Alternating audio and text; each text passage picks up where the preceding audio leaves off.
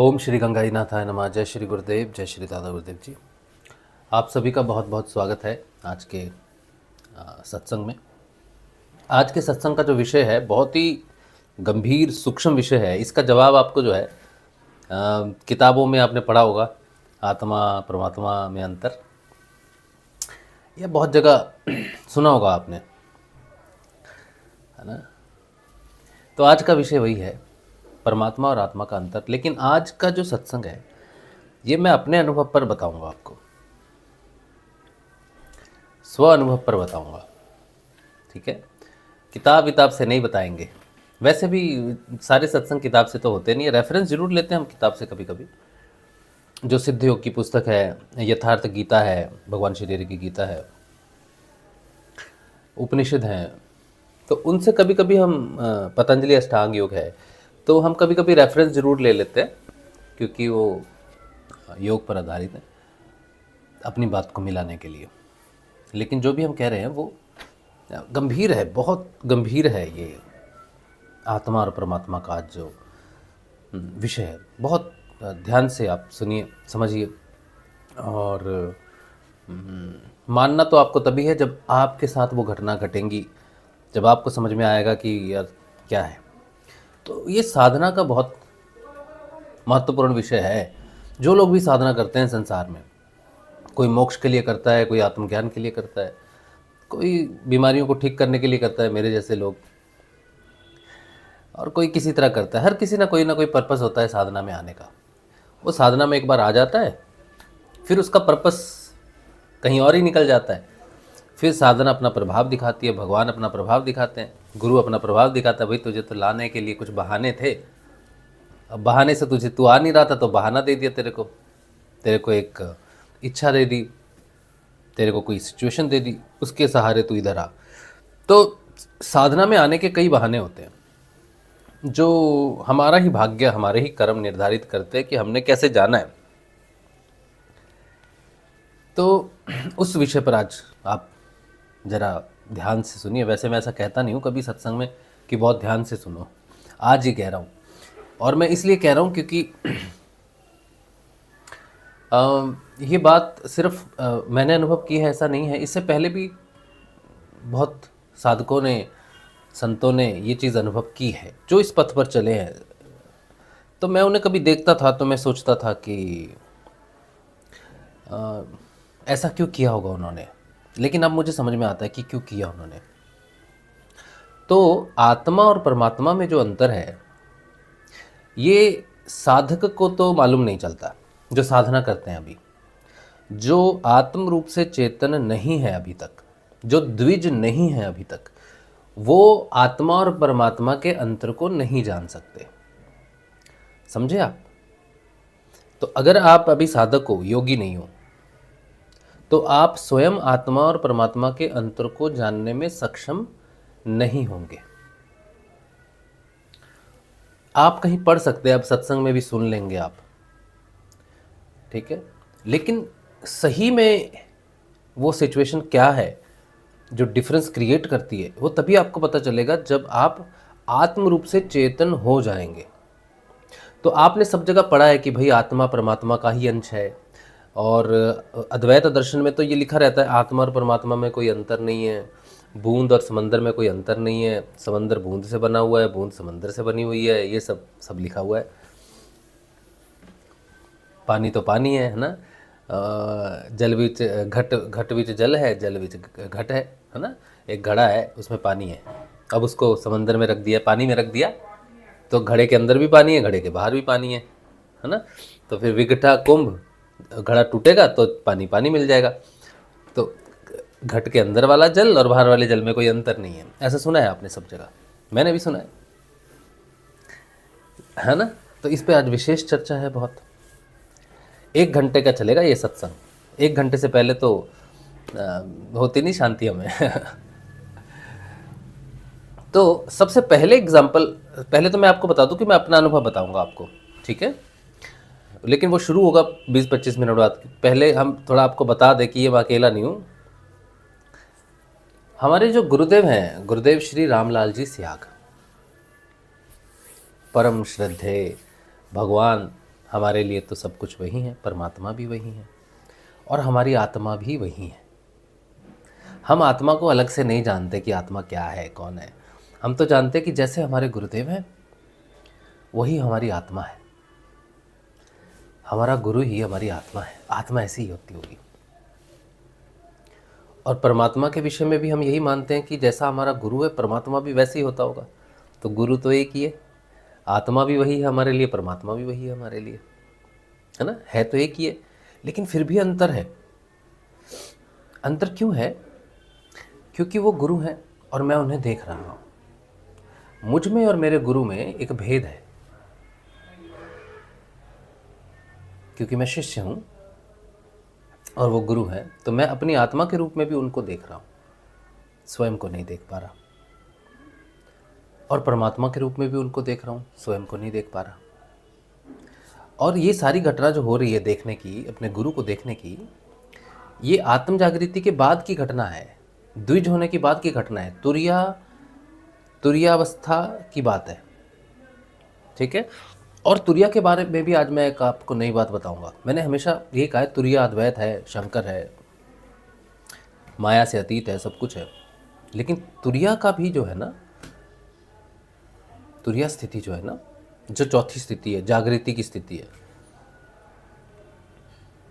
उसके बारे में भी बताऊंगा। लेकिन तब जब मैं आपको आत्मा के विषय में बताऊंगा। पहले मैं आपको बता रहा हूँ कि गुरुदेव को जब ये अनुभव हुआ कि वो आत्मा है, हमारे गुरुदेव ने जब साधना की, वो तो डिसेंडेंट है, हम गुरुदेव कहते हैं मैं डिसेंडेंट हूँ, नीचे उतरा हूँ, पृथ्वी पर उतरा हूँ।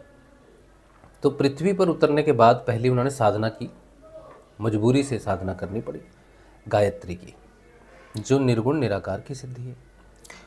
अब इसमें उन्हें अपने अंदर प्रकाश हो गया, उनका शरीर प्रकाशित हो गया,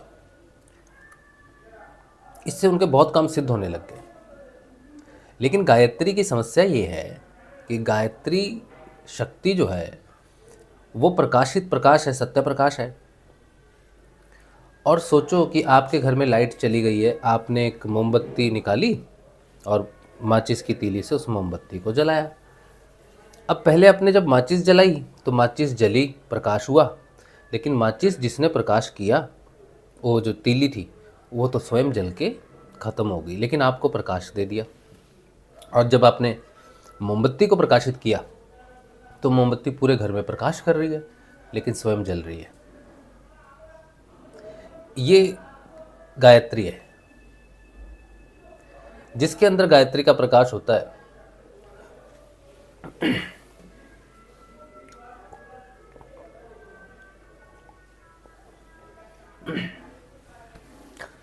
जिसके अंदर गायत्री का प्रकाश होता है वो स्वयं प्रकाशित होता है, लेकिन उसका प्रकाश उसके किसी काम नहीं आता, दूसरों के काम आता है।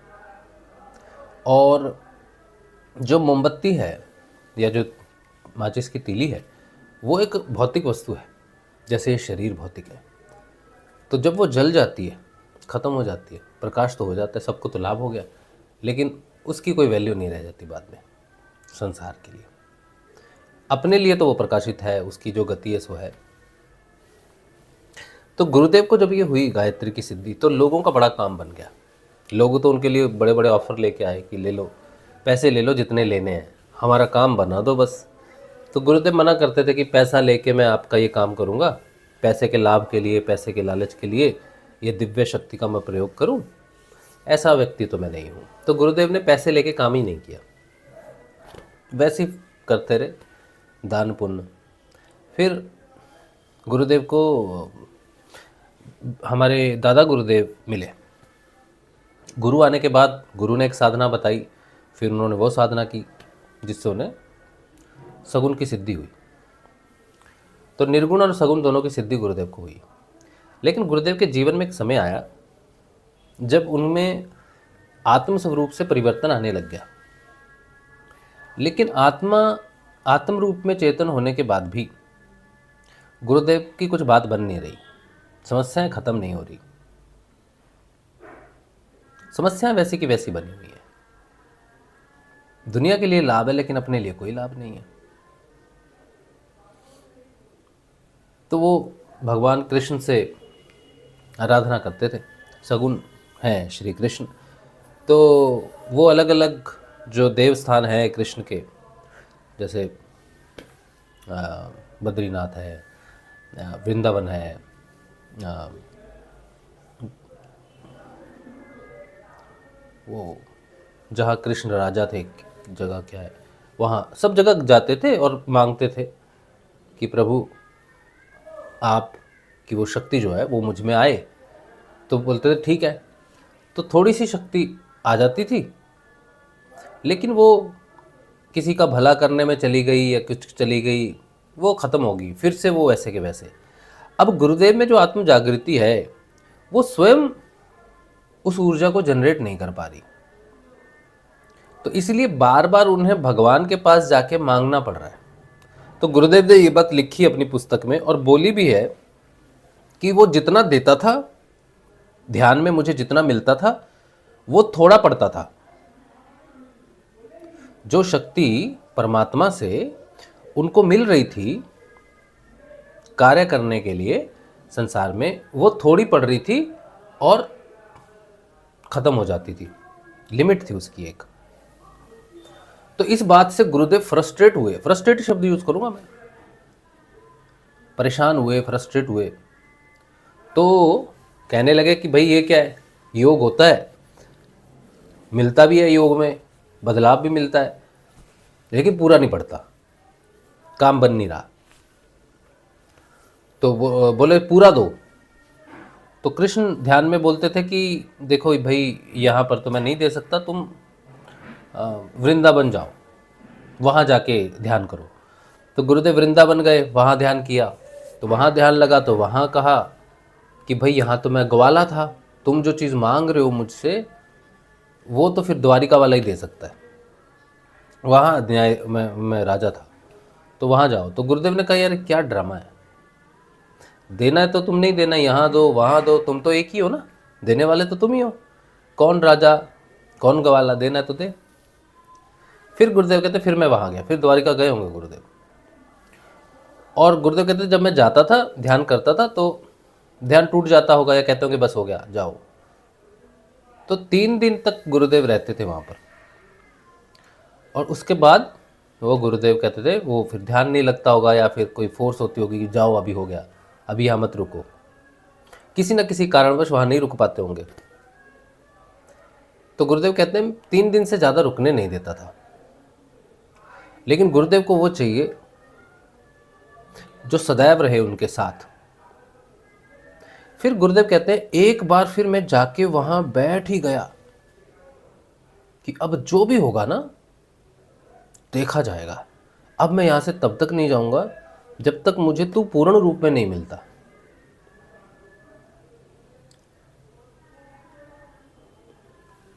तो ये जो स्थिति है गुरुदेव की इस समय, जो ध्यान लगा रहे हैं, ध्यान लग रहा है, कृष्ण के साथ साक्षात्कार हो रहे हैं, ये साधक के नहीं हो सकते, योग हो रहा है उनका, ध्यान लग रहा है उनका। तो ये एक चेतन व्यक्ति है, गुरुदेव इस समय चेतन व्यक्ति हैं जो कृष्ण से बात कर पा रहे हैं ध्यान में, आत्म रूप से चेतन है, लेकिन परमात्मा वाली स्थिति नहीं है। तो जब वो आत्म रूप से चेतन है, आत्म स्थिति में है, फिर भी उनको जो मिल रहा है आत्म स्वरूप में कम पड़ रहा है, बात नहीं बन रही, और फिर हट करते हैं कि नहीं ऐसे नहीं होगा, देना है तो पूरा दे, ये मत लटका ऐसे।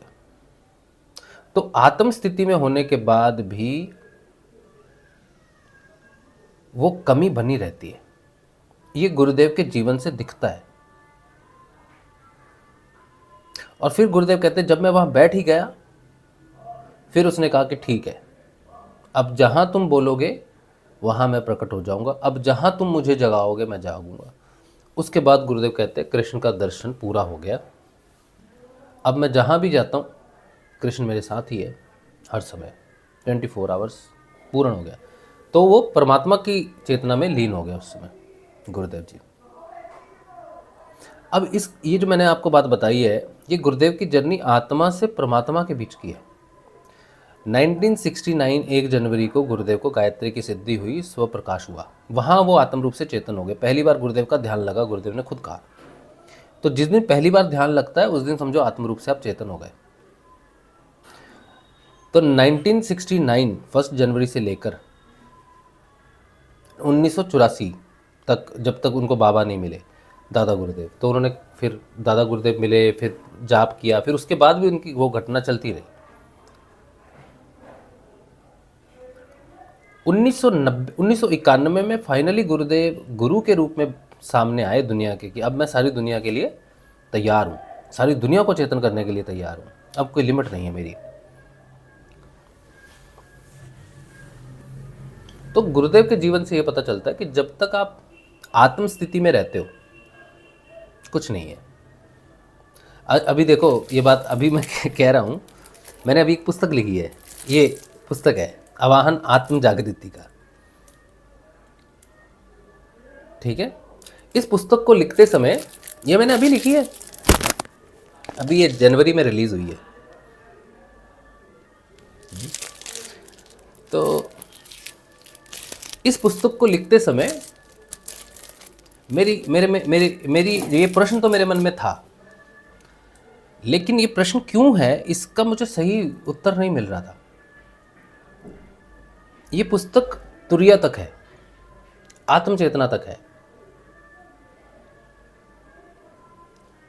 और इस पुस्तक को मैंने नहीं लिखा, इस पुस्तक को लिखवाने वाली कोई चेतना जो मुझसे योग करती है, उसकी योग शक्ति से मैंने ये पुस्तक लिखी है।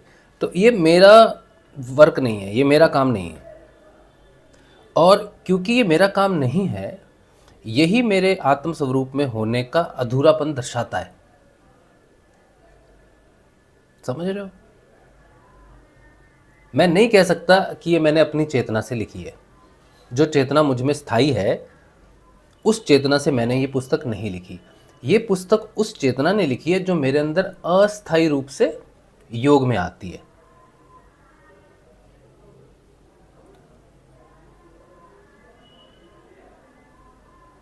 तो ये चेतना एक अपर स्थायी चेतना है, तुरिया यहाँ, लेकिन मेरी चेतना परमानेंटली यहाँ नहीं रहती, सिर्फ योग अवस्था में रहती है, बाकी समय नीचे आ जाती है।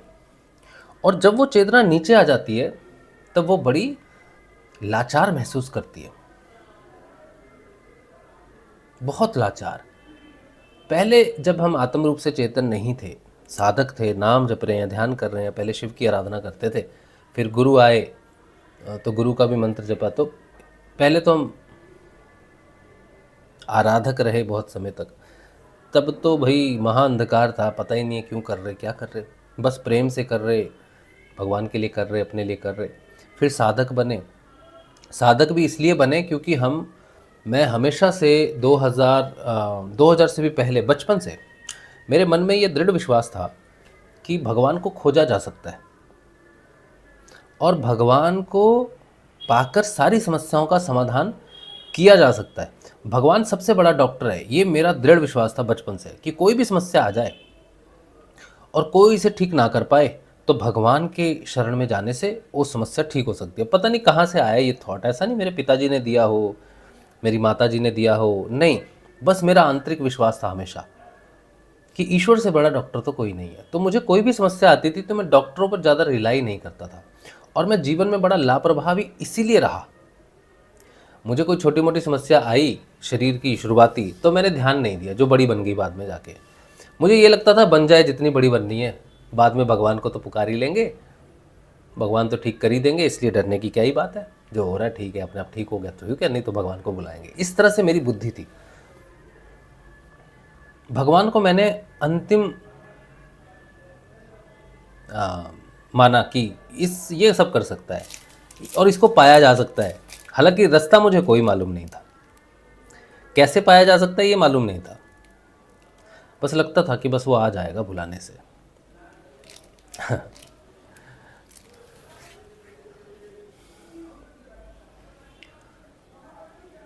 तो अभी ये जो बात मैंने अभी आपको बताई कि गुरुदेव आत्म स्वरूप में थे, तब पूरा नहीं पड़ रहा था उनको, डिससेटिस्फैक्शन था।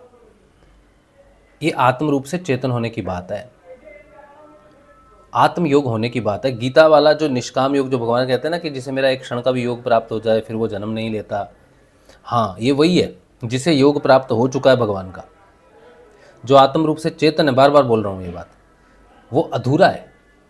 आत्म जागृति के बाद भी अधूरापन उतना ही बना रहता है जितना आत्म चेतना से पहले बना रहता है।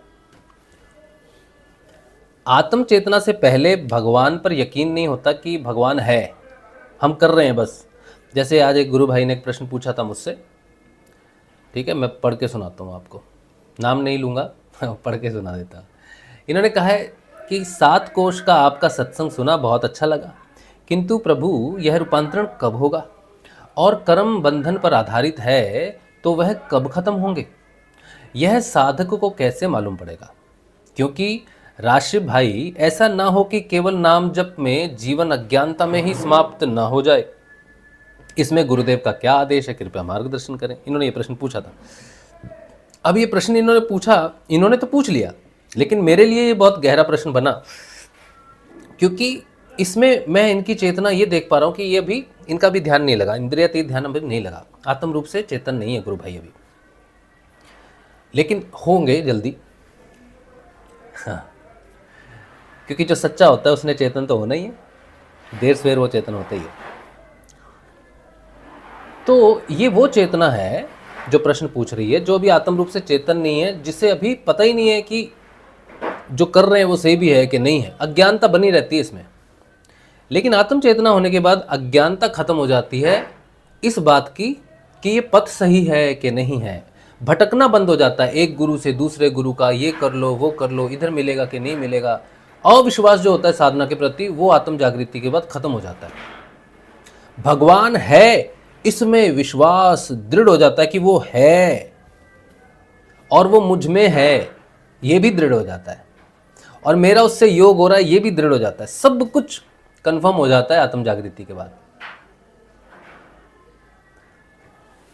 उपनिषद, वेद, भगवान, ईश्वर, अल्लाह सब पता चल जाता है कि है, कुछ भी फेक नहीं है, कुछ भी गलत नहीं है, सारे रास्ते वो आत्म जागृति की तरफ जाते हैं, ये कंफर्म हो जाती है बात। एक बिंदु आ जाता है जीवन में,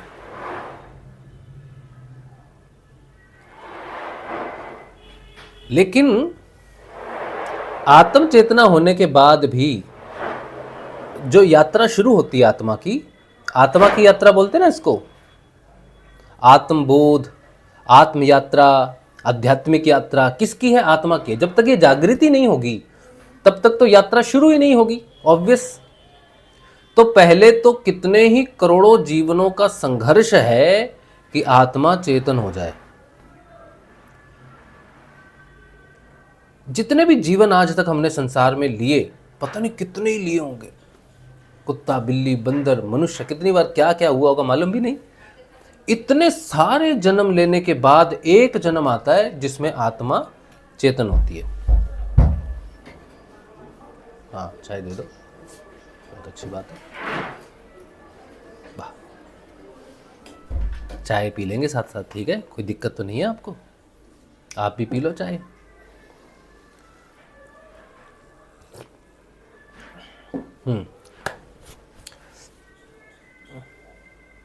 क्या बोल रहा था मैं यार?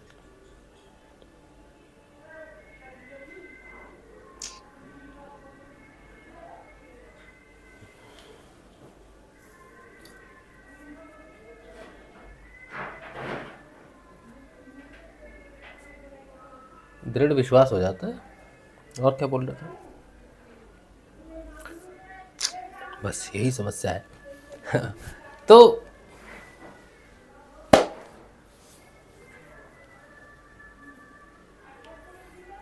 आत्म चेतना के बाद वो बिंदु स्थिर हो जाती है कि ठीक है, सब है, अब कोई डाउट नहीं है। लेकिन आत्म यात्रा है ना, अब वो तो शुरू होगी तो पूरी भी होनी है, वही तो यात्रा, वही तो मेन है। अब ये जो आत्म जागृत, पहले तो हजारों करोड़ों, हाँ आ गया, याद आ गया, हजारों करोड़ों जन्म लेने के बाद आत्मा चेतन होती है जिस जन्म में, फिर उस जन्म से होता है शुरू सच्चा संघर्ष अपने आप को पूर्ण रूप में प्राप्त करने का। इससे पहले, आत्म जागृति से पहले जो संघर्ष है ना, वो तो संघर्ष पता है कि संघर्ष है, वो संघर्ष अलग है। साधक होना, साधक से योगी होने का संघर्ष अलग है बिल्कुल। वो तो अज्ञानता में, अंधकार में कहीं भी सिर ठोकर खाए, ठा ठू बस कोई बात नहीं। लेकिन आत्म चेतना होने के बाद, प्रकाश होने के बाद भी व्यक्ति ठोकर खाए, हाँ ये था, अच्छा ये नहीं है।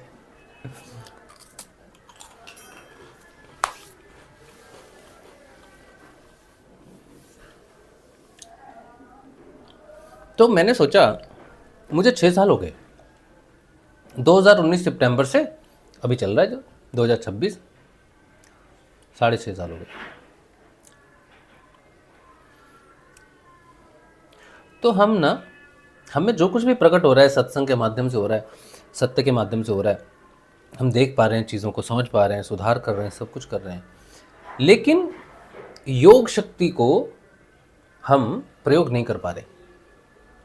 जिस परम पिता परमात्मा से हमारा योग हो रहा है आत्म जागृति के बाद, उस योग शक्ति को हम अपनी इच्छा से प्रयोग नहीं कर पा रहे। मैं ये नहीं कह रहा कि मुझे कोई सिद्धि चाहिए, मुझे कोई शक्ति चाहिए, मैं उस शक्ति और सिद्धि के लालच में ये बात नहीं बोल रहा। पुस्तक है ना, पुस्तक में मैंने लिखा भी है, पुस्तक में एक चैप्टर है जिसमें मैंने इस चीज़ का खंडन किया है, सिद्धियां और शक्तियां। सिद्धियां और शक्तियां, अध्याय 9, सत्संग और जीवन का उद्देश्य। सिद्धियां और शक्तियां,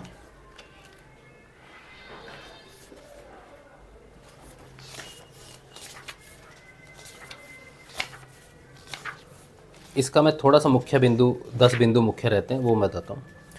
विषय समापन सूत्र में, साधना का मार्ग चमत्कार दिखाने या दूसरों का उद्धार करने के लिए नहीं है। मतलब शक्तियां हमें चाहिए तो किसी का उद्धार करने के लिए, चमत्कार दिखाने के लिए नहीं चाहिए।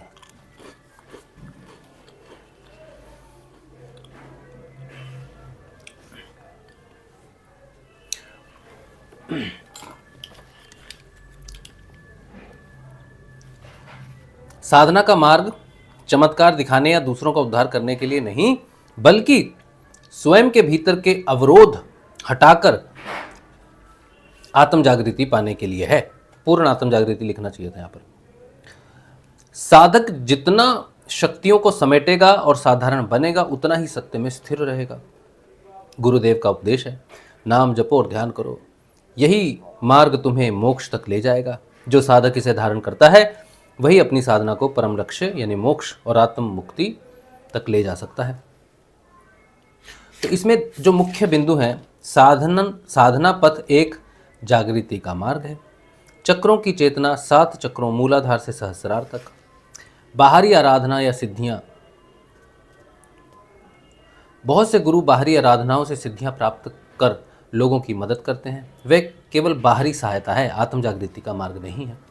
व्यक्तिगत अनुभव और अभिमान, सत्य के प्रति निष्ठा, शक्ति का समेटना, उद्धार का भ्रम कि मैंने किसी का उद्धार कर दिया, गुरुदेव का मार्गदर्शन, घटनाओं को नियंत्रित करने का प्रलोभन कि मैंने सत्य बोल के ये घटना नहीं होने दी या वो नहीं होने दिया क्योंकि ये शक्ति है मेरे में। साधना और समर्पित जीवन, तो ये कुछ मुख्य बिंदु हैं जो बताते हैं कि कई बार शक्तियां आने से हम अपनी शक्तियों का बाहर दिखावे में चले जाते हैं। वो बात सही है, उस चीज़ के लिए मैं नहीं बोल रहा। मैं बोल रहा हूँ कि जब हमारा योग हो रहा है, आत्मा और परमात्मा का जब योग हो रहा है 6.5 साल से, तो जो योग शक्ति है उस योग शक्ति को हम अपने लिए भी प्रयोग नहीं कर पा रहे, अपनी इच्छा से। अपने आप जो हो रहा है वो तो हो ही रहा है। तो ये जो अपनी योग शक्ति को ना समझना, ये आत्मा की दुर्बलता को दर्शाता है, अधूरेपन को दर्शाता है। ये मैं कहना चाहता हूँ। मुझे चाहिए या मैं क्यों नहीं, मैं ये बात नहीं कर रहा। ये तो आप भी जब आत्म रूप से चेतन हो जाओगे, आपका भी जब तुरिया में प्रवेश हो जाएगा, उसके बाद भी आप में वो अधूरापन बना रहेगा जो आप सोचते थे कि आत्म चेतना के बाद वो खत्म हो जाएगा। तो इससे सिद्ध ये होता है कि आत्म जागृति, आत्मा, जब हम आत्मा और परमात्मा 2 शब्दों को अलग करते हैं तो ये दोनों शब्द अलग नहीं होते, इन दोनों की सामर्थ्य भी अलग है। जब तक आत्मा व्यक्तिगत चेतना के साथ जुड़ी रहती है उसकी कोई सामर्थ्य प्रकट नहीं होती। साधारण रहना उसके लिए चॉइस नहीं है, साधारण रहना ही उसका भाग्य है। It's not a choice to be a simple when you are awakened. It's a forceful situation. You have to be simple.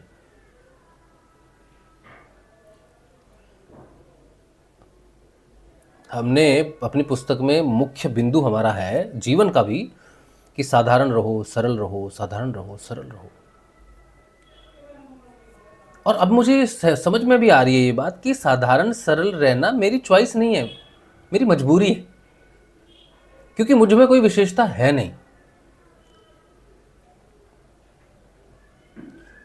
तो शायद मैं अपनी अविशेषता को छुपाने के लिए ये बोलता हूं कि भाई सरल रहो, साधारण रहो। जब विशेषता है ही नहीं तो तुम विशेष बनोगे भी कैसे? ये तो मैं अपने आप से प्रश्न पूछ रहा हूं।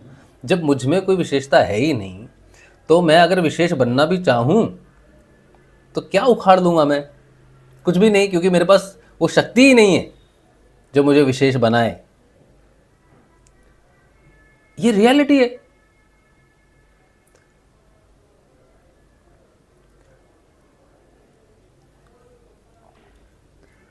ये तो मेरा खुद का चीरहरण हो रहा है अभी लेकिन ये सत्य है। और ये मैंने सिर्फ फील किया।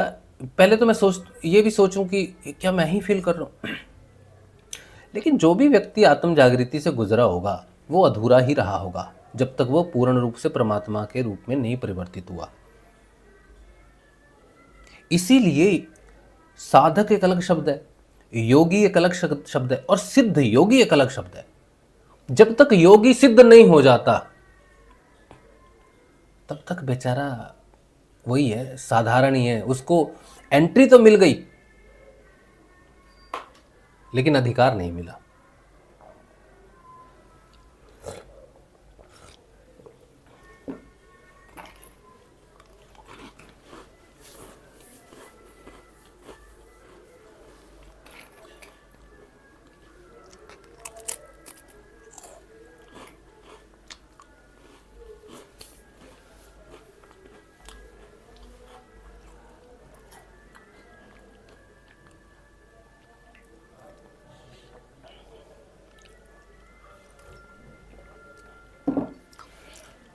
गुरु नानक देव जी, मर्दाना था उनके साथ, उनका शिष्य।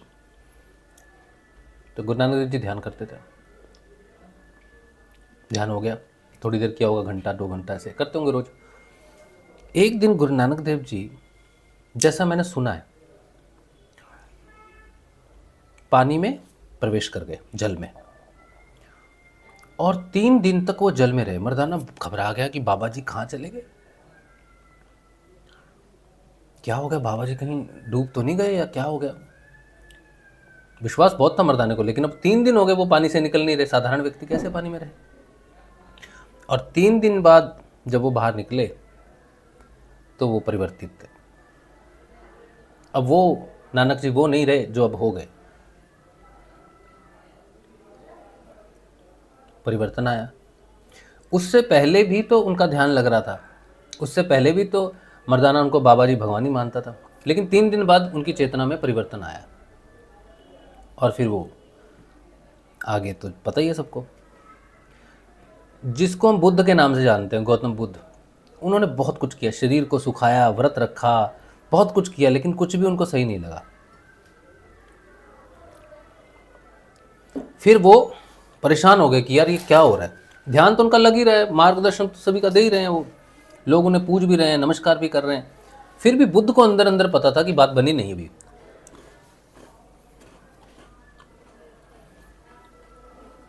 तो बुद्ध ने हट किया, एक पेड़ के नीचे बैठ गए जाके, जो बोध गया में जो पेड़ है,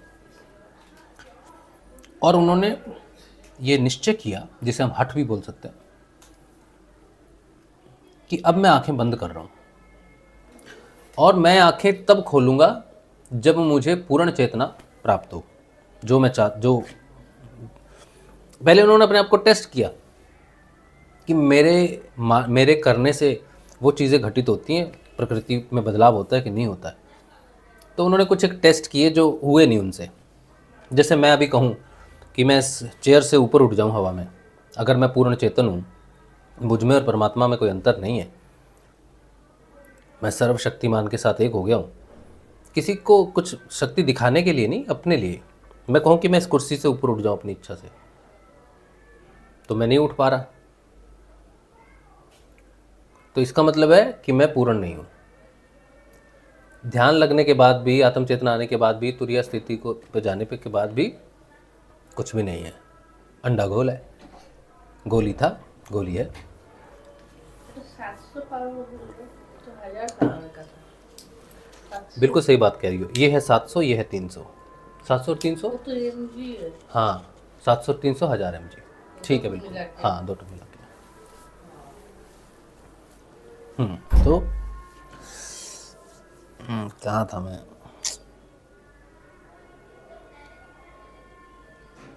तो मैं कह रहा था कि बस जीरो है, गोल ही है। पहले भी गोल था, अभी भी गोल है, आत्म चेतना के बाद भी। तो बुद्ध 3 दिन तक उस पेड़ के नीचे बैठे रहे, आंखें बंद करके। बोले अब या तो मेरी मृत्यु होगी या मुझे पूर्ण इनलाइटनमेंट मिलेगा। तो बुद्ध को भी ये मालूम था कि वो नहीं बन रही बात, और फिर जब उन्हें वो मिला, फिर बदल गए वो। फिर उनका कंट्रोल आ गया पूरा स्वयं पर।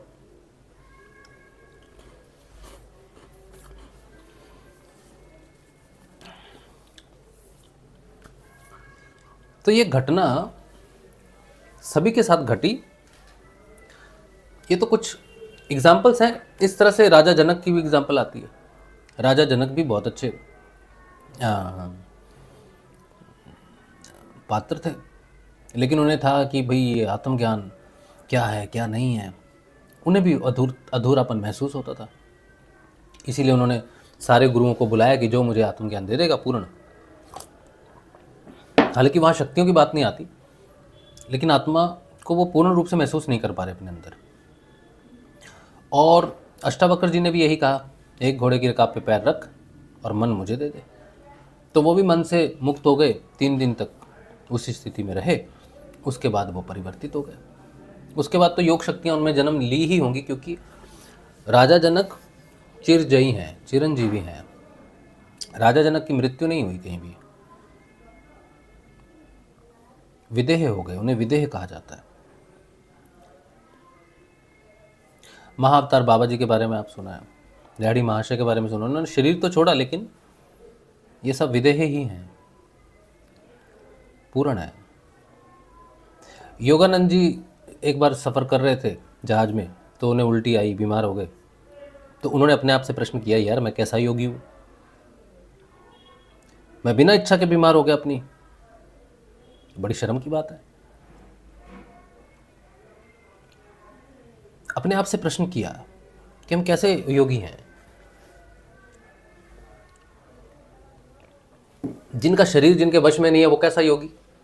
आत्मा जागृत हो गई, क्या लाभ जब शरीर की बीमारियां ही हमारे खुद के कंट्रोल में नहीं है, हम कभी भी बीमार हो जाते हैं। कुछ भी नहीं है, कुछ भी नहीं है।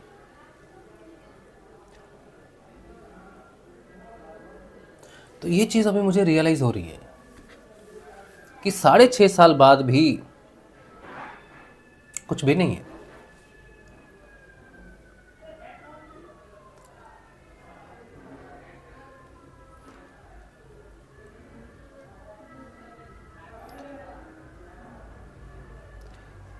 और ये प्रश्न उठना बहुत ज़रूरी है।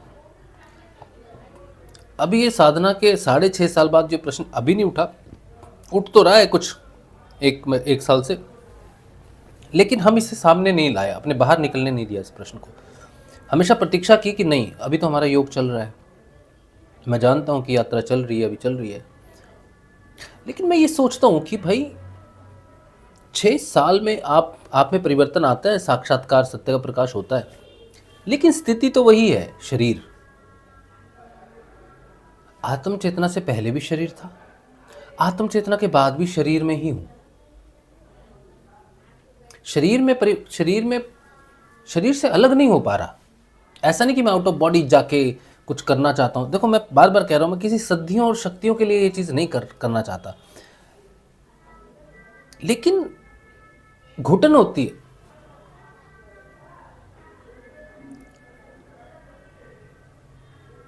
घुटन इसलिए होती है कि मैं फंसा हुआ हूँ,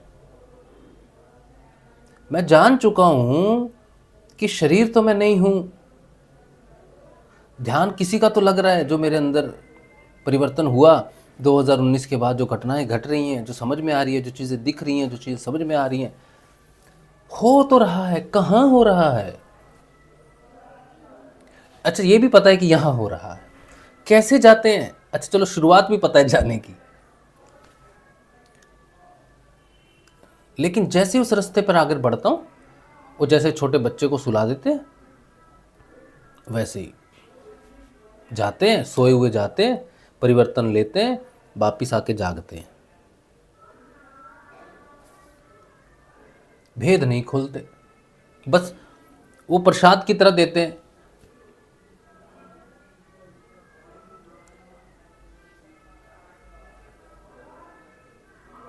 तो अब समस्या समस्या एक ये है कि देखो, अब एक हमारा ग्रुप है, सत्संग ग्रुप है, उसमें लोग प्रश्न पूछते हैं, या उसमें से नहीं भी पूछते कोई तो ऐसे ही पूछते ही रहते हैं, बस प्रश्न तो आते ही रहते हैं कहीं ना कहीं से रोज़। कुछ नए साधक जुड़ते हैं, वो कहते हैं जी ये करना है, लंबी लंबी बातें होती हैं उनकी, हालांकि होता तो कुछ भी नहीं है, एक ही समस्या है सबकी, ठीक है, एक ही सोल्यूशन है सबका, लेकिन उन्होंने अपनी राम कहानी तो सुनानी होती है, तो उस राम कहानी सुनाते हैं। तो राम कहानी में ये तो होता है कि भाई ये अलग अलग अनुभव उनके जो हैं वो समझ में आते हैं, लेकिन एंड एक बिंदु वही है कि वहीं आके रुक जाते सारे, उसके आगे उन्हें कुछ समझ नहीं आ रहा। फिर वो आखिरी लाइन एक ही लिखते हैं, मार्गदर्शन करें। लंबी राम कहानी, अनुभव, ये सब लिखने के बाद एंड में उनका एक ही शब्द होता है, मार्गदर्शन करें। फंस गया ना, अब तुझे मार्गदर्शन की जरूरत है इतना कुछ होने के बाद भी, तो मतलब तेरे पास है तो कुछ नहीं।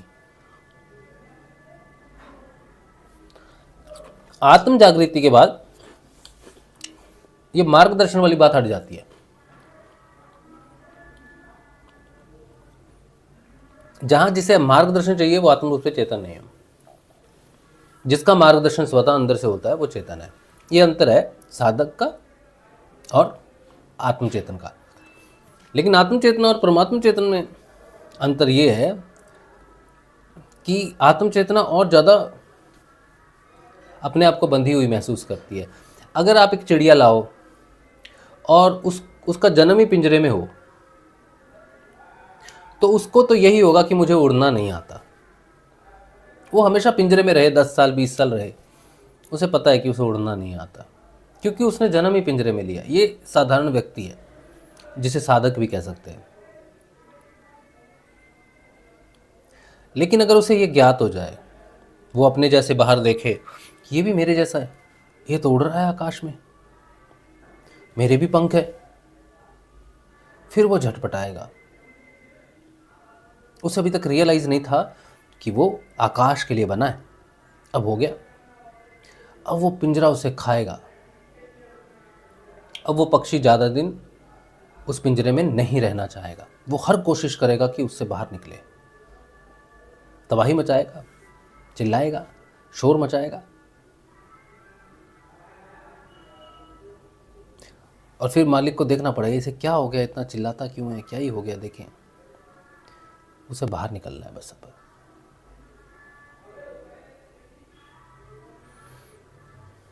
तो साधक को ये मालूम नहीं है कि चेतना क्या है, लेकिन आत्म चेतन को मालूम है कि चेतना क्या है, लेकिन आकाश नहीं मिल रहा।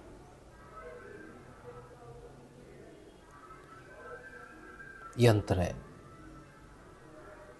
परमात्मा आकाश है पूरा, स्वतंत्र है पूरा, लेकिन आत्म चेतना स्वतंत्र नहीं है।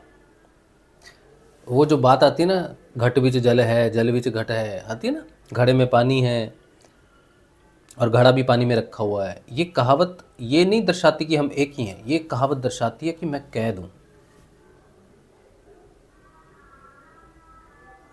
मैं बंदी हूं, मैं फंसा हुआ हूं। अब वेट कर रहा है बेचारा, घड़ा कब टूटेगा। ना टूटा तो क्या लाभ है तेरे पानी होने का। तू समंदर में पड़ा है घट बनकर, अब वो घट मट्टी का ना है, सोने का है, टूटेगा ही नहीं,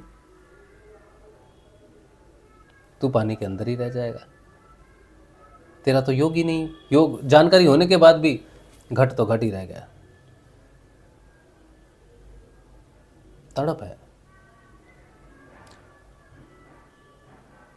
लोग आत्मचेतन होने के लिए तड़पते हैं, लेकिन फिर वो तड़प और ज़्यादा बढ़ जाएगी जब तुम आत्मचेतन हो जाओगे,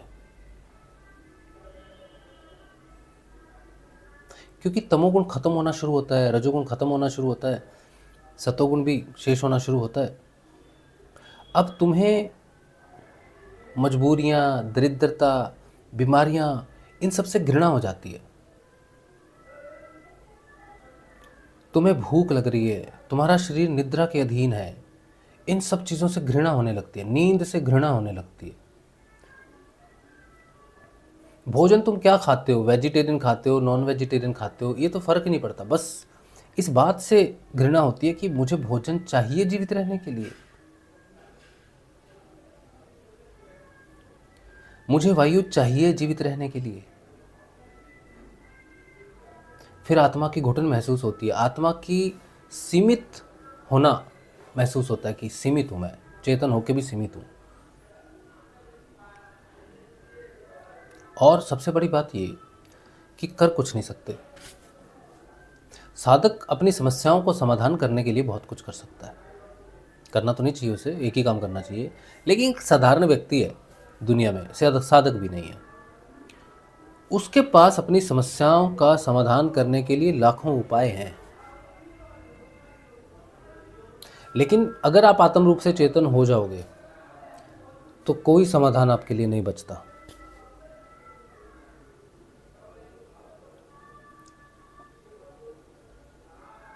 केवल आंखें बंद करके बैठना ध्यान में और उस पल का इंतज़ार करना जब आपकी यात्रा पूरी हो, इसके अलावा कोई रास्ता ही नहीं है।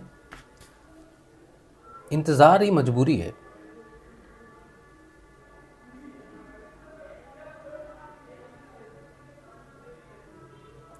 तो आज का जो ये सत्संग है ना, परमात्मा और आत्मा का अंतर बहुत बड़ा है। साधारण व्यक्ति तो मंदिरों में जाके परमात्मा को फील कर लेता है,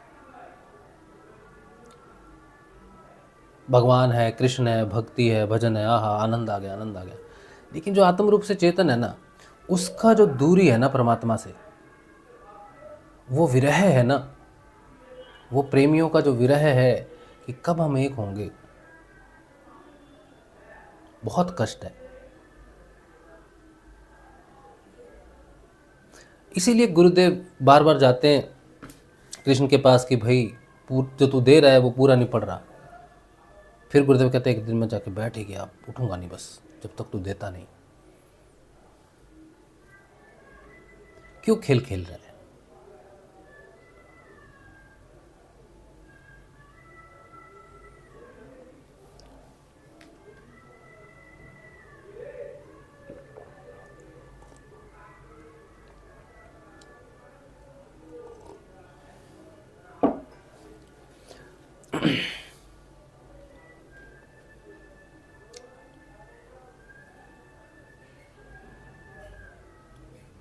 मेरा मन उदास तो नहीं है, लेकिन मजबूरी फील करता हूं मैं।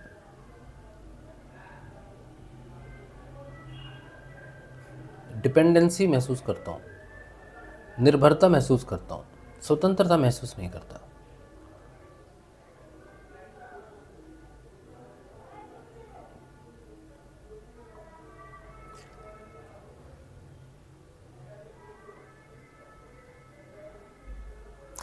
अलग एक स्वतंत्रता ज़रूर होती है, भय से मुक्ति हो जाती है और नेगेटिविटी से मुक्ति हो जाती है, जीवन सरल हो जाता है, जीवन आसान हो जाता है, ये सब ठीक है। लेकिन एक भौतिक चीज़ों पर जो निर्भरता है ना जीवन की, वो आपको आत्मचेतना की मजबूरी और अधूरापन रियलाइज़ करवाती है। इसीलिए ऋषियों ने, महाऋषियों ने शब्द लिखा जीवात्मा, परमात्मा। इसीलिए ये शब्द बने ब्रह्म, पर ब्रह्म, पूर्ण ब्रह्म। ये जो अलग अलग नाम है ना, हमें लगता है कि एक ही बात है, ये चेतना की अलग अलग स्थितियां हैं, योग की अलग अलग स्थितियां हैं। साधक क्रिया योग में रहता है, उसी में वो देख रहा है कि गुरुदेव आते हैं, गुरुदेव मुझे बताते हैं, गुरुदेव मेरा मार्गदर्शन करते हैं। ये सबसे बड़ा भ्रम है। साधक को गुरुदेव का दिखना, इससे बड़ा भ्रम इस दुनिया में नहीं है। लेकिन वो बेचारा, उसकी वही सीमा है। साधक जब योगी हो जाता है तब योग की भी अलग अलग स्थितियां हैं। सब समय तो योग, हर दिन तो योग नहीं होता। योग तो कभी कभी होता है, जिस दिन उसकी इच्छा होती है। हमारी इच्छा से योग नहीं होता, उसकी इच्छा से होता है। वो जब चाहता है तब होता है, और वो रोज चाहता नहीं है।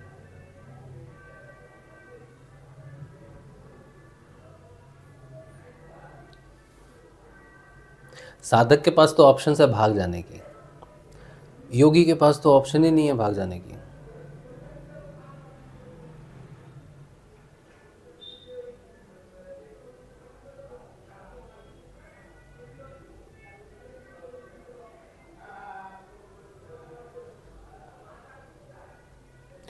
छोटे बच्चे जीवन को एंजॉय करते हैं बिना ये सोचे कि इसका नतीजा क्या होगा, इसीलिए उसको सुखी जीवन बोलते हैं। जब व्यक्ति बड़ा हो जाता है तो चीज़ों को एंजॉय नहीं कर पाता। क्यों? क्योंकि उसे रिजल्ट मालूम होते हैं। योगी भी जब जाग जाता है, योगी बड़ा हो गया, अब रिजल्ट्स उसको मालूम रहते हैं।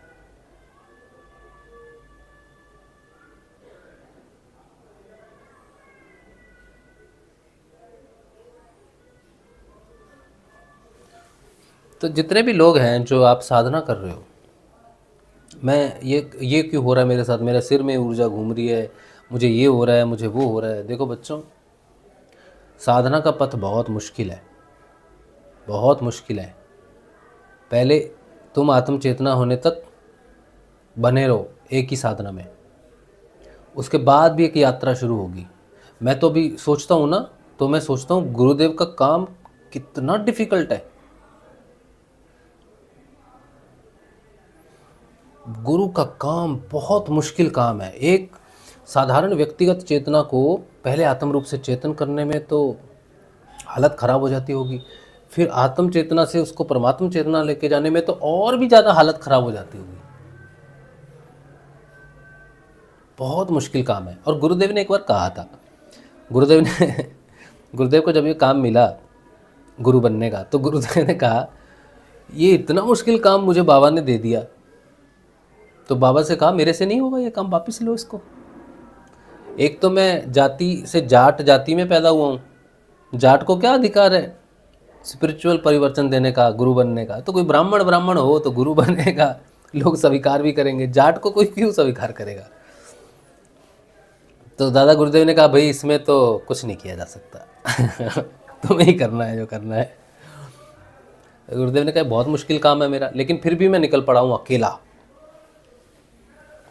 इस संसार में मैं अकेला निकल पड़ा हूँ तमोगुण का पतन और सतोगुण का उत्थान करने के लिए। मुझ पे किसी जाति विशेष, धर्म विशेष, देश विशेष का एक अधिकार नहीं है। कितना मुश्किल रास्ता है आत्मा का, बहुत मुश्किल है। आत्म चेतना के बाद भी अंधकार बना रहता है, तुरिया तक भी अंधकार बना रहता है। बस इतना तुम्हें मालूम है, तुम्हारे अंदर जो प्रकाश है वो भौतिक जगत में तो हो गया, भौतिक जगत में तो प्रकाश हो जाता है, पता चलता है कि ये क्या है, ये क्या है, लेकिन आध्यात्मिक जगत का अंधकार बना ही रहता है। कोई रहस्य नहीं खुलता तुरिया में भी। कुछ शक्तियाँ प्रकट होती हैं, मैंने महसूस की हैं कुछ शक्तियाँ, लेकिन वो ज़रूरी नहीं थी, तो उन्हें तो हमने वैसे ही छोड़ दिया कि हमें चाहिए नहीं। हमें गुरुदेव से प्रार्थना की कि हमें नहीं चाहिए। जब हमें वो काबिलियत नहीं है उस चीज़ को संभालने की, तो हमें वो चाहिए नहीं। और अब भी जब मैं गुरुदेव से प्रश्न पूछता हूँ इस बात के लिए कि कितनी देर लटकाओगे, तुरिया में कितनी देर लटकाओगे, कब वो प्रकाश होगा जिसमें मैं देख सकूं कि मैं क्या क्या यात्रा कर रहा हूँ, तो बात वही पहली वाली बात आती है कि जैसे पहली चीज़ को संभालने के लायक नहीं है, वैसे अभी इस यात्रा को भी देखने में सक्षम नहीं हो, समझने में सक्षम नहीं हो।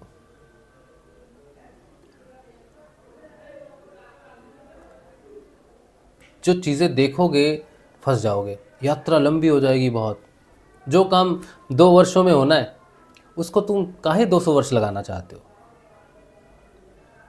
चुप से रहो तो चुप हो जाते हैं। लेकिन फिर ये देखता हूं कि तुमने हट क्यों किया था, फिर तुम क्यों बैठ गए थे वहां जाके कि अब नहीं उठता? बुद्ध क्यों बैठ गया? नानक जी क्यों बैठ गए? राजा जनक क्यों बैठ गया 3 दिन के लिए? तो मेरा हट करने का समय कब आएगा? मैं कब बैठ जाऊंगा कि नहीं अब मुझे दो, अब तो मुझे समझ में आनी चाहिए चीज़, अब तो मुझे स्वतंत्रता पूर्ण प्रदान करो, वो समय कब आएगा? बस ये ही वो इंतज़ार है, यही वो अंतर है कि पता नहीं,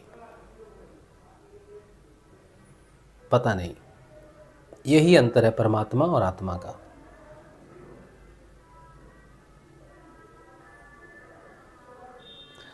परमात्मा हमारे अंदर जागृत तो हो जाता है, लेकिन द्वैतवाद में रहता है।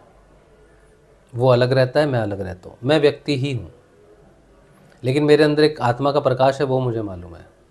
तो द्वैतवाद तो बना हुआ है कि वो अलग है, मैं अलग हूँ। यही है आज का सत्संग। तो आपको निराश नहीं करने के लिए मैं बोल रहा हूँ। बस मैं आपको ये बता रहा हूँ कि यात्रा लंबी है, मुश्किल है, आगे बढ़ो। और ये जो पुस्तक है, ये अगर आप मुझे सुनते हो और साधना को समझना चाहते हो ना, तो ये पुस्तक आप ज़रूर खरीदो। ये बहुत अच्छी पुस्तक है, इसका रिव्यू बहुत अच्छा है। अभी मैं एक वीडियो बोलूँगा, जिसने जिसने पुस्तक खरीदी है वो मुझे एक वीडियो बना के भेजे, 15-20 सेकंड या 1 मिनट का वीडियो बना के रखे, तो उनको ये पुस्तक कैसी लगी है वो रिव्यू मैं आपके साथ शेयर करूँगा। ठीक है, तो ये आप पुस्तक लेना चाहो तो मुझे व्हाट्सएप करो 8777211139 पर। नीचे मेंशन है, ये डिस्क्रिप्शन में लिखा हुआ है मेरा नंबर। व्हाट्सएप करो। 450 रुपये पुस्तक की मूल्य है, कोरियर मिला के। ठीक है, चलो इसका एक छोटा सा ट्रेलर देख लो, फिर हम आपके प्रश्न उत्तर लेंगे।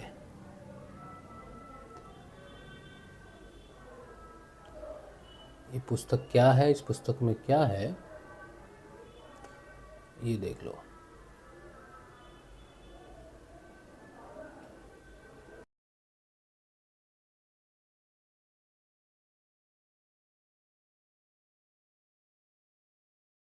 जय श्री गुरुदेव। मेरा नाम राजशिव है, और अगर आप मेरी पहली पुस्तक आवाहन आत्म जागृति का खरीदना चाहते हैं तो आप मुझे व्हाट्सएप करें 8777211139। इस पुस्तक में मैंने बहुत ऐसे विषयों को समेटने की कोशिश की है जो साधक के जीवन में एक महत्वपूर्ण पड़ाव की तरह आते हैं, और साधक के मन में हमेशा ये जिज्ञासा रहती है कि मैं सही पथ पर हूँ कि नहीं हूँ। मेरे को अगर नाद सुनाई दे रहा है तो मैं क्या करूँ, जप अजप क्या है, कब आता है, गुरुदेव के विषय में जानकारी है कि सच्चा गुरु जीवन में होता है तो कैसे जीवन परिवर्तित होता है, शिष्य का जीवन कैसा होना चाहिए, समर्पण कैसा होना चाहिए, साधना का उद्देश्य कैसा होना चाहिए, ध्यान करते करते जब मुझे नींद आ रही है तो वो तंद्रा है, योग निद्रा है या ध्यान है, ध्यान की क्या स्थिति है, इंद्रियातीत ध्यान क्या है। ऐसे बहुत सारे छोटे छोटे और बड़े बड़े विषय हैं जो मैंने इस पुस्तक में समेटने की कोशिश की है। अगर आप एक साधक हैं और आत्म जागृति के इच्छुक हैं तो आप मुझे व्हाट्सएप करें 8777211139 पर। जय श्री गुरुदेव जी।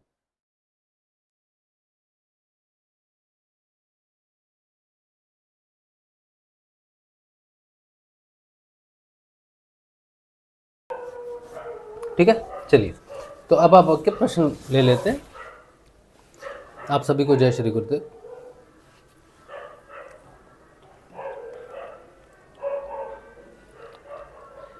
मयंक सिंह द्वारका जी राजा, हाँ द्वारका में राजा हैं भगवान। युजविंदर चहल, सर आपको कोई डिवाइन एक्सपीरियंस हुआ है, कैन यू शेयर? जितने भी सत्संग हैं इनमें मैं शेयर करता हूँ, डिवाइन एक्सपीरियंस हुए हैं मुझे बहुत डिवाइन एक्सपीरियंस हुए हैं, दिव्य अनुभव। लेकिन वो सारे ध्यान, सबसे पहला अनुभव मुझे हुआ आत्म जागृति से पहले, इमीडिएट पहले वो आए गुरु, और उसके बाद फिर मेरा हृदय चक्र खुला, जिसको 1 हफ्ते के आसपास लगा उस घटना को घटने में। उसके बाद मेरा ध्यान लगा, और जब मेरा ध्यान लगा तो मैंने सबसे पहले जिसके दर्शन किए ध्यान में वो थे भगवान श्री गणेश। फिर उसके बाद मैंने दर्शन किए श्री रामकृष्ण परमहंस के। फिर मेरा योग हुआ श्री माँ के साथ, जो श्री अरविंदो के आश्रम में रहती थी माँ, उनके साथ। ठीक है, तो ये 4 ऐसे दिव्य चेतनाएं हैं जिनसे मेरा योग हुआ। ठीक है, इसके अलावा भी है कुछ पुस्तक में लिखा हुआ है मेरे।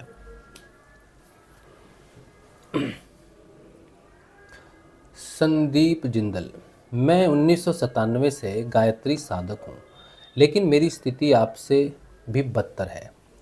आपने अपने आप काफ़ी कुछ महसूस करवा देती है, लेकिन मैं किसी को कुछ कहूँ कोई काम पूरा हो जाए, ऐसा नहीं। वैसे तो देखिए, हमें गायत्री का अनुभव तो नहीं है, लेकिन हमारे गुरुदेव को है, जो मैंने आपको बताया भी। और गुरुदेव ने यही कहा कि गायत्री की साधना ग्रस्त के लिए नहीं है।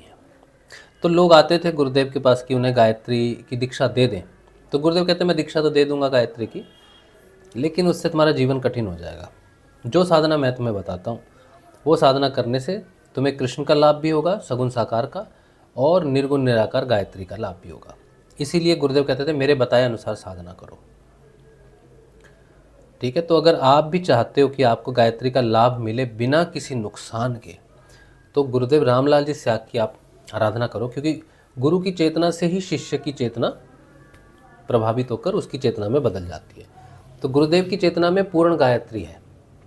तो आपको यहाँ तक कोई लाया भी है ना संदीप, तो गायत्री माता ही लाई है आपके भले के लिए।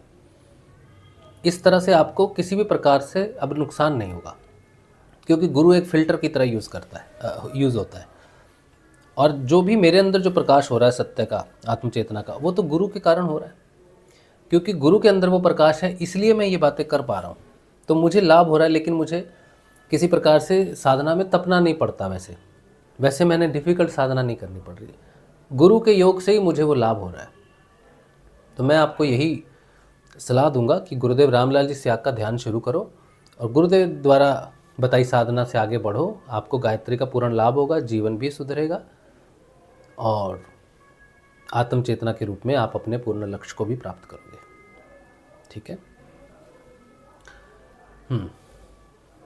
पॉजिटिव। गुरु जी, आत्मा का अंतर अनहदनाद के लीन होने से होता है। अनहदनाद तो भौतिक जगत में है,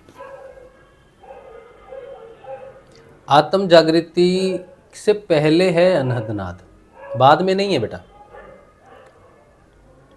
आत्म जागृति के बाद न जप है, न जप है, न नाद है। ये जितना भी कुछ है ना, जाप, जपा, कोई शब्द, सूरत, वो कहते हैं ना सार शब्द, हाँ, कबीर जी का सार शब्द, ब्रह्म शब्द, ये शब्द, वो शब्द, जितने भी शब्द हैं, जितनी भी साधनाएं हैं, चाहे वो नाद ही है, ये सारे के सारे साधन हैं आत्म चेतन करने के लिए। आत्म चेतना के बाद इनका कार्य पूर्ण हो गया। अब अलग यात्रा है, योग की यात्रा अपने आप चलती है, सेल्फ ड्रिवन है। अब नाम, जपा, अनहदनाद का कुछ नहीं बचता, प्रयोजन खत्म। जिस दिन तुम आत्म रूप से चेतन हो जाओगे, उस दिन के बाद तुम्हारी साधक की स्थिति खत्म हो जाएगी, योग की स्थिति प्रकट हो जाएगी। उस दिन तुम योगी हो जाओगे, तुम्हारा साधन सिद्ध हो जाएगा। समझे? तो बेटा अनहदनाद तो पीछे है। अनहदनाद जब आ जाता है तो तब भी यात्रा लंबी होती है, यात्रा शुरू ही नहीं होती। जब तक अनहदनाद है तब तक तो यात्रा शुरू नहीं हुई है। यात्रा शुरू ही अनहदनाद के बाद होती है, ये तो मैं बता रहा हूँ। नो वॉइस, किसका वॉइस नहीं आया? कमाल है, इतना लंबा सत्संग हो गया, इतने प्रश्न आ रहे हैं। या फिर वो ऐड दिखाया था उसका आवाज़ नहीं आया? मुझे तो आया था, बता देना आप मुझे। मयूर रावल, जय गुरुदेव। राशि भाई, नाद सुनने के लिए ध्यान केंद्रित करते हैं तो जप अपने आप चालू हो जाता है, तो क्या करें? जबकि जप में ही आनंद आता है। क्या जो होता है वह होने दे, कृपया मार्गदर्शन करें। आपके पास पुस्तक है, पुस्तक पढ़ी नहीं आपने? आपके पास है ना पुस्तक? इसमें जपा जप का एक चैप्टर है, अनहदनाद का एक चैप्टर है। पढ़ी नहीं, बस ले ली बुक। क्यों भाई? मेरी बीवी ने मेरी पुस्तक नहीं पढ़ी, खोली भी नहीं। तो कल परसों की बात है, तो उसको हुआ कि चलो पति ने पुस्तक लिखी है, देख ही लेते हैं क्या ही लिखा है। तो वो रात को पुस्तक लेके पढ़ने लगी। तो मैंने कहा क्यों पढ़ रही हो? अच्छा, मैंने उससे पूछा, मैंने कहा तू ये कौन सी पुस्तक पढ़ रही है? तो मेरी पुस्तक है, तू कोई और पुस्तक पढ़ ले, कोई आध्यात्मिक पुस्तक, किसी और संत महात्मा की, गुरु जी की कोई पुस्तक पढ़, तू मेरी पुस्तक क्यों पढ़ रही? बोल रही तुम्हारी बातें सुनने से मुझे नींद आती है, तो तुम्हारी पुस्तक पढ़ने से भी तो नींद आएगी ना। मैंने कहा सल्यूट है तुमको, तुम्हारी बुद्धि को। किताब सिर्फ इसलिए पढ़ रही है कि मुझे नींद आए, ये नहीं कि मैंने लिखा क्या है उसमें।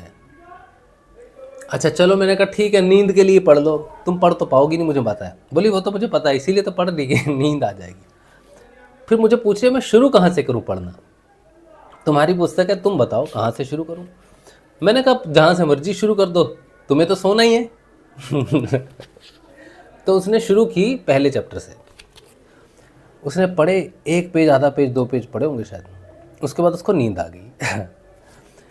नींद आ गई तो सो गई। अब मेरा भी सोने का टाइम, मैं भी सो गया। रात को 2:30-3 बजे, 3-4 बजे होंगे शायद, पुस्तक उठ के मुझे बोल रही है ये पुस्तक तुम अपने पास रख लो, उस तरफ। अब सो रहे तो बिस्तरे पर ही रख दी उसने। तो बोली ये पुस्तक तुम ना अपनी तरफ रखो, वो दूसरी तरफ। मैंने कहा अच्छा। मैंने उस समय तो उससे नहीं पूछा कि क्यों बोल रही है ऐसा। मैंने कहा ठीक है, मैं रख लेता हूँ अपनी तरफ। मैंने अपनी तरफ रख ली। सुबह उठ के मैंने पूछा, मुझे बता रही है, बोल रही रात को तुम्हारी पुस्तक क्या रख ली मैंने अपने पास, सांप आ गए बहुत सारे, और सांप मेरे ऊपर ऐसे चढ़ रहे, ऐसे करके, ऐसे ऐसे ऐसे ऐसे चढ़ रहे। तो मैं डर गई, ये क्या हो रहा है?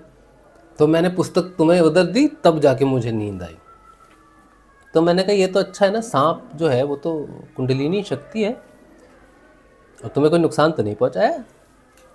तो वो शक्ति है उस पुस्तक में, वो कुंडलिनी शक्ति के बारे में है, वो सिद्ध योग के बारे में है, और उसमें मेरी चेतना भी है। मैं ये भी कहता हूँ गुरु जी ने लिखवाई है, गुरु जी की चेतना से ही प्रेरित होकर मैंने लिखा है। लेकिन इसमें आप जब पढ़ोगे तो इसमें एक शिष्य की चेतना मिलेगी आपको। और अगर तुम्हें मेरी चेतना सांपों जैसी लग रही है तो इसलिए तो मेरे लिए अच्छी बात है कि कम से कम हम कंठ तक तो पहुंच गए। अगर हमारी भौतिक चेतना जो है तुरिया में अगर स्थिर नहीं हो रही है, तो इसका मतलब ये है कि अभी तक मैं वहाँ स्थिर नहीं हुआ, यहाँ तक तो मैं पहुँचा हूँ, क्योंकि तुम्हें मेरी चेतना में सर्प दिखाई दे रहे हैं। सर्प जो होते हैं ना, वो कंठ को निर्देशित करते हैं। कौन सा चक्र है ये? विशुद्धि चक्र। सर्प क्या करते हैं? सर्प का काम है नेगेटिविटी को खा जाना। जहाँ भी सांप होंगे वहाँ नेगेटिव ऊर्जा नहीं होती, क्योंकि सांप के अंदर जो विष बनता है वो नेगेटिव ऊर्जा से ही बनता है। वो बाहर की नेगेटिव ऊर्जा को चूस लेता है, तभी उसके अंदर वो नेगेटिव ऊर्जा विष के रूप में प्रकट होती है। तो ये जो विशुद्धि चक्र है, ये हमारे कर्मों के विष को खा जाता है, हमें मुक्त करता है विष से।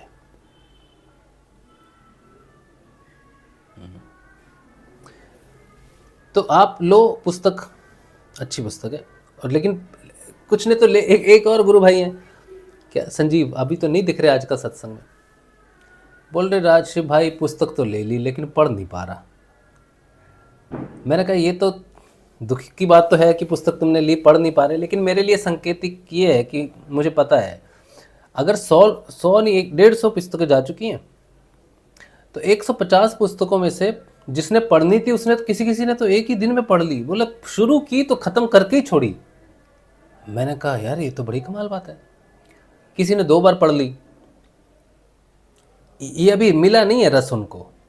एक ही बार पढ़ने से भी रस मिला नहीं है आपको, मिलेगा जब आप आराम से पढ़ो तो मिलेगा। लेकिन इस 150 में से 130 ने नहीं पढ़ी होगी, थोड़ी पढ़ी होगी, उसके बाद रख दी तो रख दी। क्योंकि मैं जानता हूं कि इतनी जल्दी आप नहीं पढ़ पाओगे इस पुस्तक को। अगर वो कोई स्टोरी बुक होती तो पढ़ लेते। गुरुदेव की पुस्तक है, गुरुदेव की चेतना इतनी हाईएस्ट लेवल की है। गुरुदेव की पूरी पुस्तक को आराम से पढ़ना, डेली पढ़ना बहुत बड़ी बात हो जाएगी। गुरुदेव के लेसन्स जो होते हैं, गुरुदेव की जो वाणी है, उसको रोज़ सुनना बड़ा डिफ़िकल्ट है। कितने ही लोग होते हो आप में से जो रोज़ गुरुदेव की वाणी सुनते हो। हम तो रोज़ ये जो हमारा जो मेडिटेशन कार्यक्रम चलता है, उसमें रोज़ गुरुदेव की वाणी उस बहाने घर में चलती है। मेरी पत्नी बोलती है एक ही चलाते रहते हो गुरुदेव का, एक ही वीडियो चलाते रहते हो। मैं कहा मेरा तो एक ही से मन नहीं भरता, उनकी आवाज़ ही सुननी होती है बस।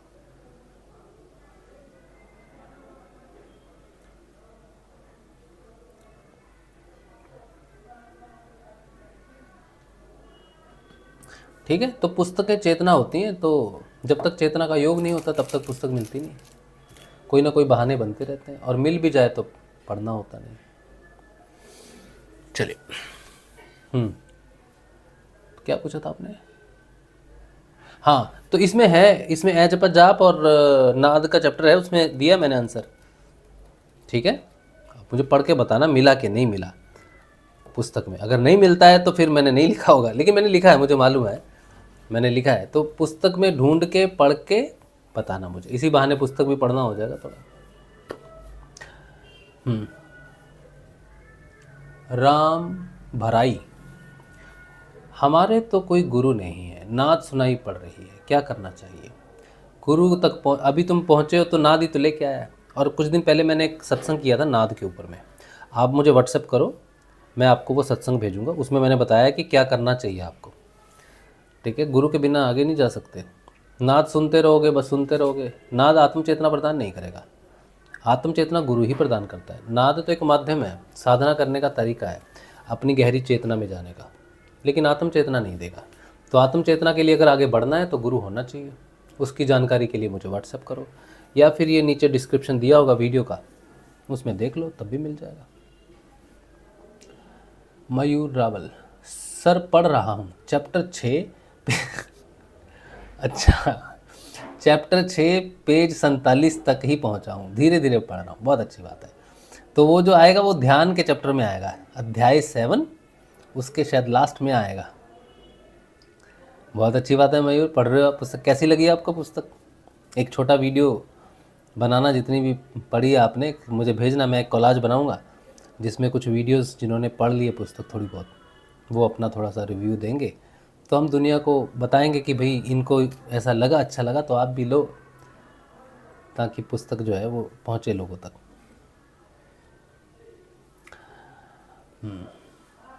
अमन कुमार, मैं मेडिटेशन करता हूँ तो बहुत आवाज़ आती है झिंगुर का। हाँ, इसे ही नाद कहते हैं बेटा। तो इसको जानने के लिए आप व्हाट्सएप करो, मैं आपको कुछ वीडियो भेज दूँगा, उससे आपको समझ में आएगा क्या है और उसके आगे आपको कैसे जाना है। सब कुछ निःशुल्क है, ठीक है, साधना बिल्कुल निःशुल्क है, कोई दिक्कत नहीं है।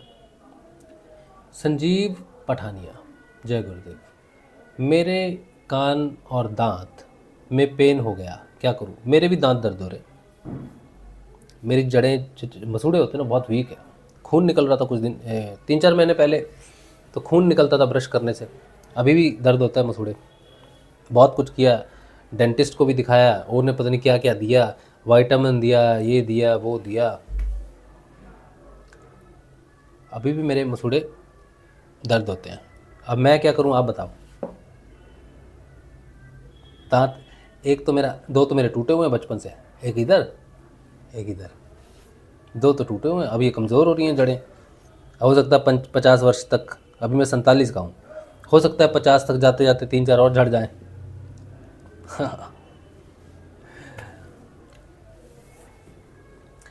मैं कबीर पंथ से बचपन से ही दीक्षा लिया था सर। आप बढ़ो आगे, ठीक है। अगर आपको देखो जिस पंथ पर आप चल रहे हो, आप ये देखो, गुरु को मत देखो, गुरु तो रास्ता दिखाता है, उस पर चलते हैं, लेकिन आप कहाँ तक पहुँचोगे ये तब पता चलेगा जब उनका कोई शिष्य को आप देखो कि ये इनका शिष्य रहा और ये यहाँ तक पहुँचा। आपके लिए शिष्य ज़्यादा महत्वपूर्ण है, शिष्य की जो चेतना डेवलप हुई उससे आपको कॉन्फिडेंस मिलेगा कि मैं भी यहाँ तक पहुँच सकता हूँ, ठीक है। तो गुरु का तो आदेश का अनुसरण करना चाहिए, गुरु लेकिन कहाँ तक पहुँचा सकता है, और गुरु हर लेवल के शिष्य को नहीं उठाता।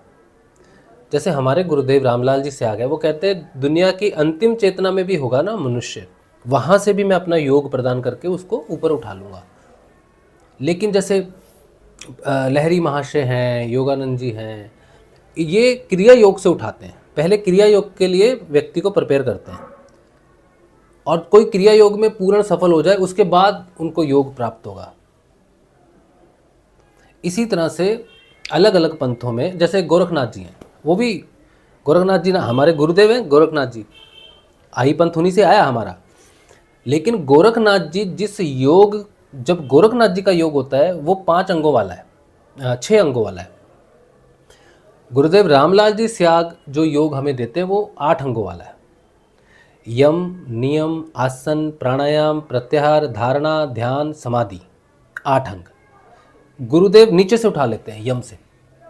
लेकिन गोरखनाथ जी कहते हैं ना जी, हमें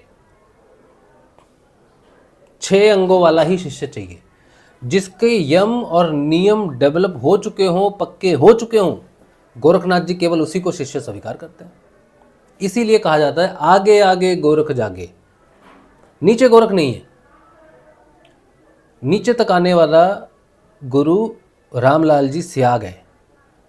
वो जब आपको ऊपर उठाएंगे तब गोरखनाथ जी कहेंगे आजा आजा आजा मेरे पास आजा। नीचे नहीं आते। तो इस तरह से हर गुरु की एक सीमा है, लिमिट है कि कहाँ से उठा सकता है शिष्य को। तो इसीलिए बड़ा ज़रूरी है कि जिस शिष्य परंपरा में हम हैं उसमें शिष्यों की गति क्या रही, ठीक है।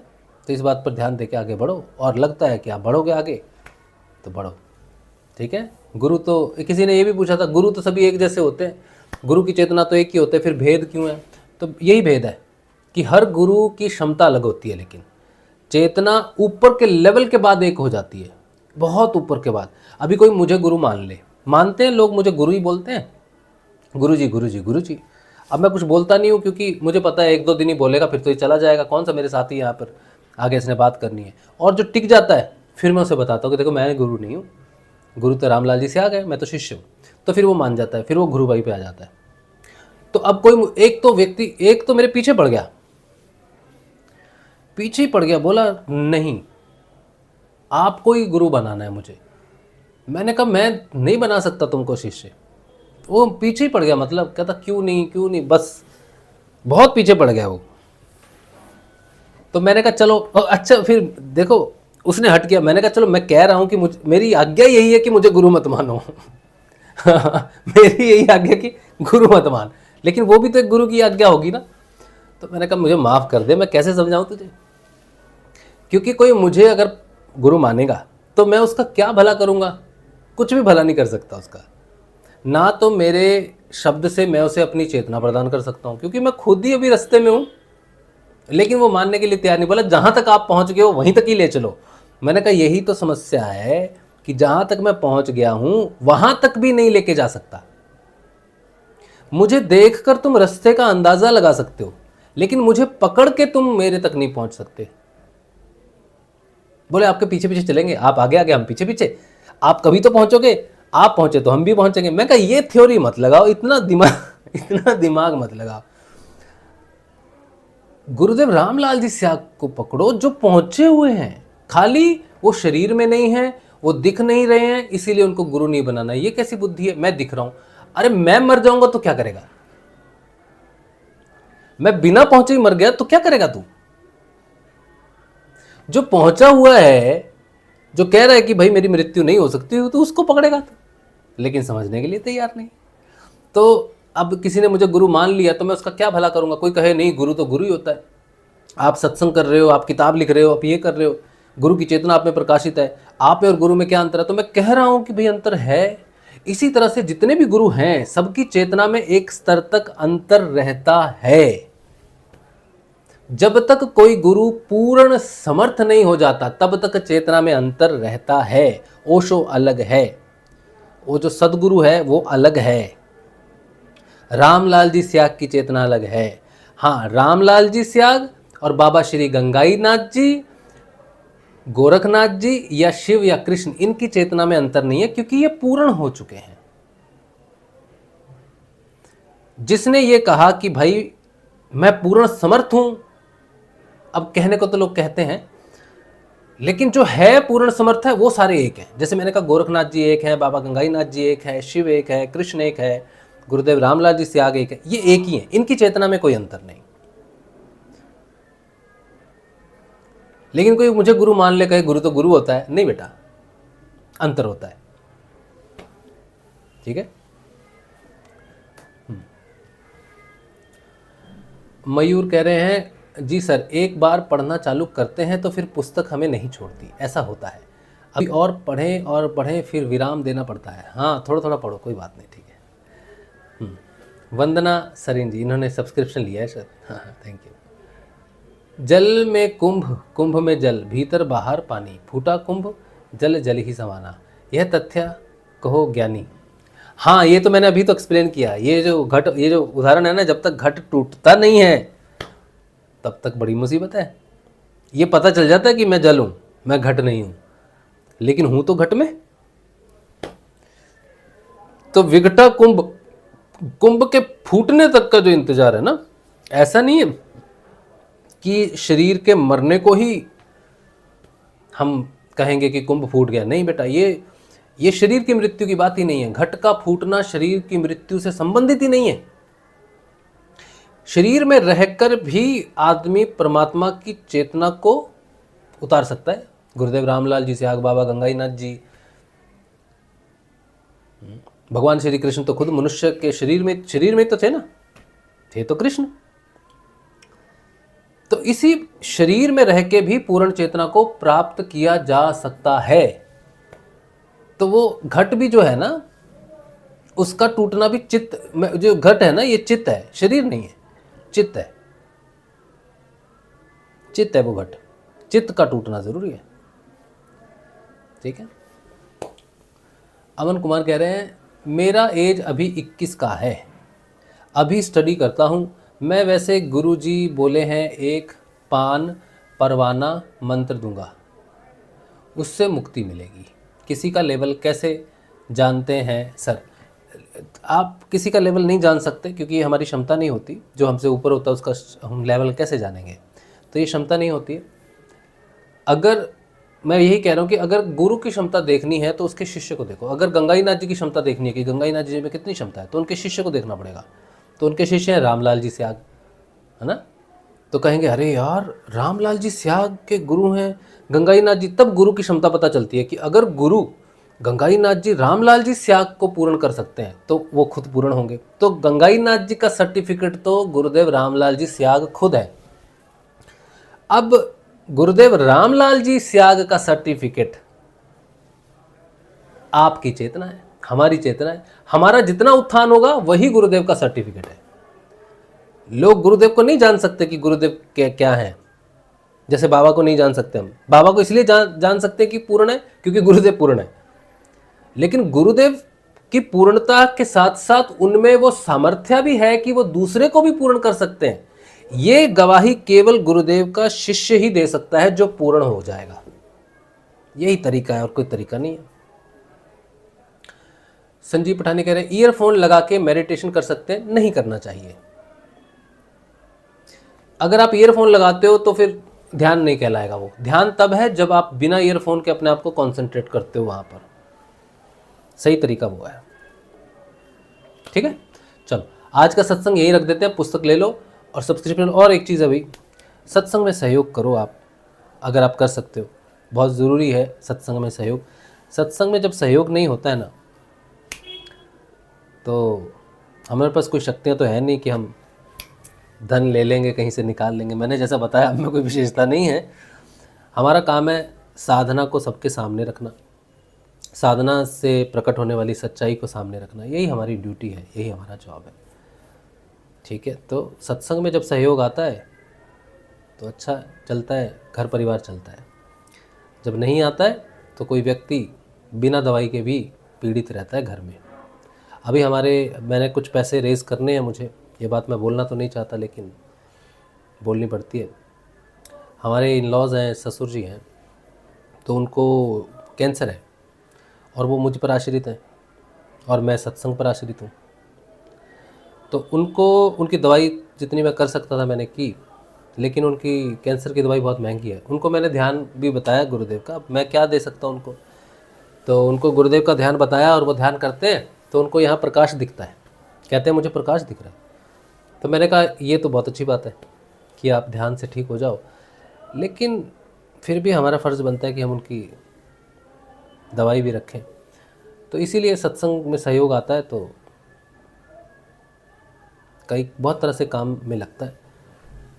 हर व्यक्ति संसार में अपनी समस्याओं से जूझता है, ठीक है। तो सत्संग में सहयोग करें नियमित रूप से, क्योंकि कुछ लोग जब तक सत्संग देखते हैं तभी तक सहयोग करते हैं, फिर धीरे धीरे धीरे वो सत्संग छोड़ देते हैं और सहयोग भी छोड़ देते हैं। फिर उन्हें लगता है कि हमारे काम का नहीं है, हमारा तो कोई फ़ायदा नहीं हो रहा,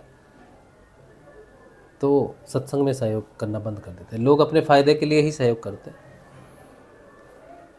तो ऐसा नहीं होना चाहिए। अगर आपको लगता है कि सत्संग हमेशा से हो रहा है, अच्छा हो रहा है, लोगों के लिए हो रहा है, नए साथ, आपको शायद एक समय आएगा जब आपको लगेगा राजशिव एक ही बात बोल रहा है, अब कुछ नहीं है, आप चले जाओगे।